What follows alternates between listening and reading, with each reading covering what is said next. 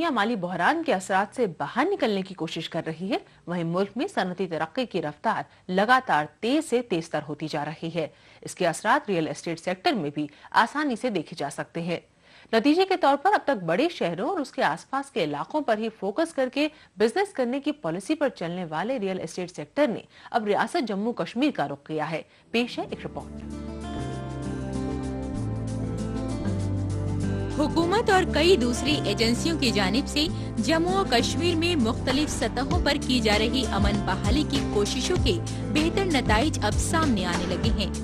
इसकी सबसे अच्छी मिसाल जम्मू खित्ते में रियल एस्टेट सेक्टर के फरोग में देखी जा सकती है।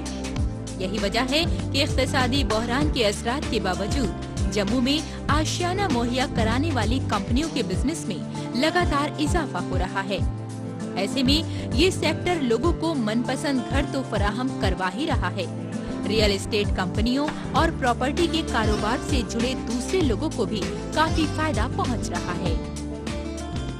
जिस प्रकार से यहाँ पर मिलिटेंसी रही, उसके कारण से लोग राजौरी पुंछ से, ये बॉर्डर एरियाज से, कश्मीर से यहाँ पर लगातार आते रहे। उसके कारण से नेचुरली ये रहता है कि मकान अपना बनाने का, तो लैंड्स माइग्रेशन के बाद इतनी महंगी हो गई, तो उसके लिए रियल एस्टेट का यहाँ फलना फूलना स्वाभाविक बात है। क्योंकि आजकल लैंड इतनी महंगी है, वो वर्टिकली लोग चलते हैं, हॉरिजॉन्टली वो कर नहीं पाते। इसलिए मुझे लगता है कि कुल मिलाकर के उसको बना कंस्ट्रक्शन में, दूसरे में, उसमें उनको फायदा रहता है। वाज़ेह रहे कि ग्लोबलाइजेशन के इस दौर में मुल्क के हर छोटे बड़े शहरों में रोजगार की तलाश करने के लिए आने वालों का दबाव बढ़ रहा है। ऐसे में अपने मन के मुताबिक आशियाना पाने वालों की तादाद में भी लगातार इजाफा हो रहा है। इसके साथ ही इस बात से भी इनकार नहीं किया जा सकता कि माली बहरान के बुरे दौर ने कहीं न कहीं सरमायाकारों में एक डर सा पैदा कर दिया है। इसके नतीजे में वो कंपनियों के शेयर खरीदने जैसे रिवायती शोबे में सरमाया करने की बजाय रियल एस्टेट में पैसा लगाने को ही महफूज मान रहे हैं। इस सूरत हाल में रियल एस्टेट कंपनियां अपनी हाउसिंग स्कीमों के जरिए लोगों को हर तरह की सहूलतों से आरास्ता घर मुहैया करवाने की कोशिश में लगी हैं। हर जगह पे रिसेशन रहा, बट कहीं पे भी प्रॉपर्टी के बीच में आपको रिसेशन नहीं दिखाई देगा। प्रॉपर्टी आज की डेट में भी अच्छे रेट के ऊपर है। ये लोगों की सोच होगी कहीं पे कि हाँ कि भाई यहाँ पे रेट्स जो हैं वो कम हो गए या ये हो गया या कुछ हो गया, ऐसा कुछ नहीं है। रेट्स आज की डेट में अच्छे हैं, कोई उसमें फ़र्क नहीं है। और इन्वेस्टमेंट करने वाले आज की डेट में भी ज़मीनों में ही इन्वेस्टमेंट करना प्रेफर कर रहे हैं। सेफ एंड साउंड इन्वेस्टमेंट्स हैं जितनी भी हैं।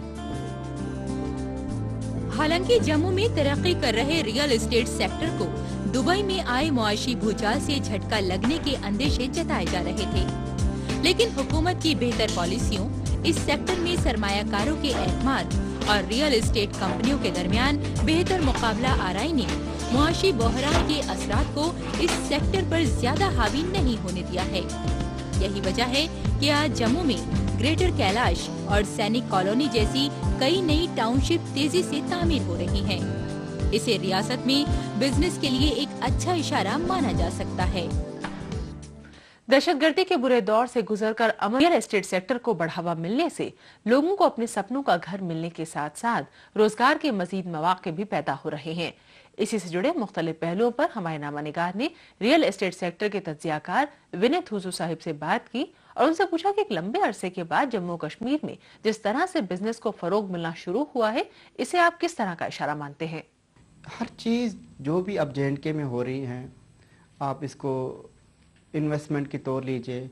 यहाँ जो बिल्डर्स यहाँ पर आ रहे हैं, मल्टीनेशनल कंपनीज आ रही हैं, जैसे कि एयरटेल हो गया, टाटा इंडिकॉम, सो मनी, हच आ गई है, वोडाफोन चले हैशटैग की बात है, सभी यहाँ पर आ रही हैं। एक ट्रेंड शुरू हो चुका है।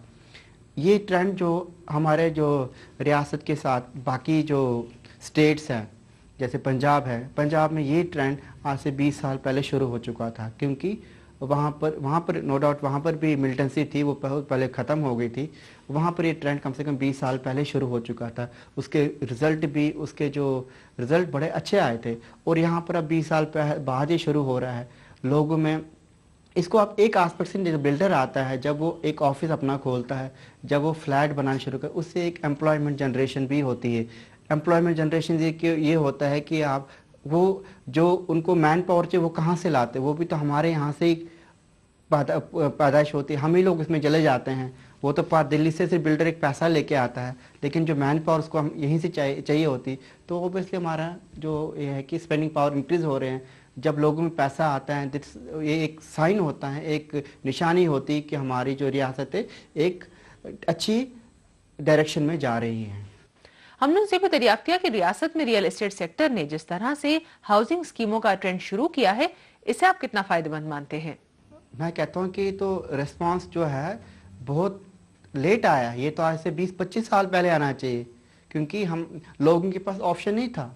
जैसे यहाँ पर अब तो MNC कल्चर चल चुका है, बिल्डर्स अब आ रहे हैं, इससे पहले बहुत सारी मल्टीनेशनल कंपनीज आ गई हैं जो यहाँ इन्वेस्ट कर रही हैं, उससे जॉब एवेन्यूज़ बढ़ गए हैं, उससे लोगों पे स्पेंडिंग पावर आ गई हैं, लोगों पे पैसा आ गया। जब लोगों में पैसा आ गया है, फैमिलीज बढ़ रही हैं, फैमिलीज बढ़ रही, एक घर में 2 फैमिली रहती, 2 से 4 हो रहे, 4 से 6 हो रहे, तो वो लोग कहाँ जाएंगे?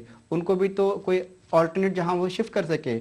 इमीडिएटली आप शहर में लैंड तो ले नहीं सकते हो, लैंड तो करोड़ों में जाती हैं, इतनी स्पेंडिंग पावर होती नहीं है इनिशियली। जब कोई अगर ज़्यादा 20-25 लाख में आपको अच्छा फ्लैट मिल जाता है, वेल फर्निश्ड फ्लैट मिल जाता है, तो आप तो एक अच्छी खासी शुरुआत कर लेते हो लाइफ की। ये तो बड़ा अच्छा ऑल्टरनेटिव मिला सबके लिए, इस चीज़ को हमें